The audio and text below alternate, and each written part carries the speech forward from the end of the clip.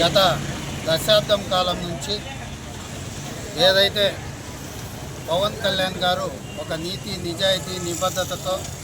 జనసేన పార్టీని స్థాపించి 2014 సంవత్సరంలో పోటీ చేయకోకుండా అలాగే 2019 సంవత్సరంలో పోటీ చేసి ఆయన కూడా ఓడిపోయి అత్యంత దారుణమైన స్థితిలో జనసేన పార్టీని ప్రజల కోసం ప్రజా సమస్యల కోసం ఆయన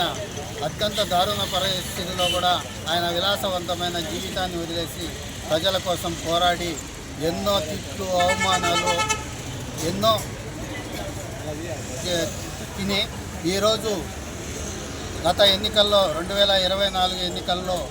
కూటమి ప్రభుత్వంలో 21 ఎమ్మెల్యే సీట్లు అలాగే 2 ఎంపీ సీట్లకు కంటెస్ట్ చేసి 100కు 100కు స్ట్రైక్ రేట్తో దేశంలోనే నంబర్ 1 పార్టీగా గెలిచిన జనసేన పార్టీని కేంద్ర ఎన్నికల సంఘం గుర్తించి గాజు గ్లాసు గుర్తును పర్మనెంట్గా శాశ్వత గుర్తుగా గాజు గ్లాసు గుర్తును కేటాయించడాన్ని కదిరి జనసేన పార్టీ తరఫున స్వాగతిస్తున్నాం. అలాగే మా అధ్యక్షుడు ఎన్నో అవమానాలు భరించినా కూడా ప్రజల కోసం నీతి నిజాయితీతో ఇక ముందు కూడా ఇదే గాజు గ్లాసు సింబల్తో ప్రజల్లోకి వెళ్తామని అలాగే గాజు గ్లాసు గుర్తును ప్రజలకు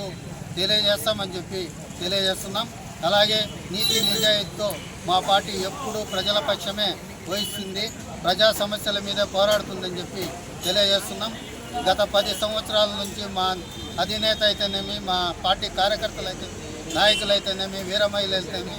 ప్రతి గ్రామానికి కూడా గాజు గ్లాసు సింబల్ను చేర్చడం కూడా జరిగింది. అలాగే ఈరోజు అధికారంలో ఉండి కూడా ఆయన ఉప ముఖ్యమంత్రి పదవిని అనుభవిస్తూ కూడా ఈరోజు ఆయన జేబులో నుంచి 15 కోట్ల రూపాయలు ఆయన ఈ 8 నెలల్లోనే ప్రజల కోసం ఆయన సొంత డబ్బులు ఖర్చు పెట్టిన